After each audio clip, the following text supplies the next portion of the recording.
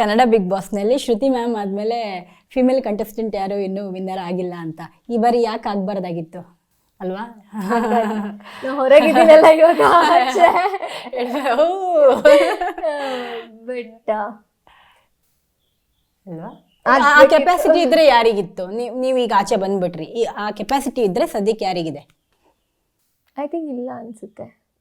ಅಲ್ಲ, ಸಾಮರ್ಥ್ಯ ಇದ್ರೆ ವಿನ್ನರ್ ಆಗೋ ಥರ ಇದ್ರೆ ಫೀಮೇಲ್ ಕಂಟೆಸ್ಟೆಂಟ್ ಅಷ್ಟೇ ಹೇಳಿ, ಈಗಿರೋ ಫೀಮೇಲ್ ಕಂಟೆಸ್ಟೆಂಟ್.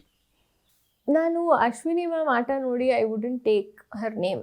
ಯಾಕಂದರೆ ನನ್ನ ಪ್ರಕಾರ ಬಿಗ್ ಬಾಸ್ ವ್ಯಕ್ತಿತ್ವದ ಆಟ ಅಂತ ಅಂದಾಗ, ಹೌದು ನಾನು ತಪ್ಪು ಮಾಡಿದ್ದೀನಿ, ಅದನ್ನ ಸರಿ ಮಾಡ್ಕೊಳ್ಳೋ ಪ್ರಯತ್ನದಲ್ಲಿ ಇದ್ದೀನಿ, ಅದೆಲ್ಲೋ ನನಗೆ ಅವ್ರು ಅದು ಮಾಡಿದ್ದಾರೆ, ಮಾಡ್ತಾ ಇದ್ದಾರೆ ಅಂತ ಅನಿಸಲ್ಲ. ಸೊ ಡೆಫಿನೆಟ್ಲಿ ನಾನು ಅವ್ರ ಹೆಸರು ತೊಗೊಳ್ಳಲ್ಲ. ಅದು ಬಿಟ್ಟು ರಕ್ಷಿತನ ಹೆಸರು ಐ ಡೋಂಟ್ ನೋ, ಅವಳು ಕೂಡ ನನ್ನ perspectively she was a winning candidate ಅಂತ ನನಗೆ ಅನಿಸಲ್ಲ. ಆ್ಯಂಡ್ ಕಾವ್ಯ, ರಾಶಿಕಾ, ಪ್ರಾಬ್ಲಿ ಕಾವ್ಯ ಬೇರೆ ಥರ ಗೇಮ್ ಆಡಿದಿದ್ರೆ, ಸಿಚುಯೇಷನ್ಸ್ ಬೇರೆ ಥರ ಬಂದಿದ್ರೆ, ಬಟ್ ಅವಳಿಗೆ ಆ ಜೆನ್ಯೂನ್ ರೀಸನ್ಸ್ ಇದೆ, ಶಿ ಮೈಟ್ ವಿನ್ ಅಂತ.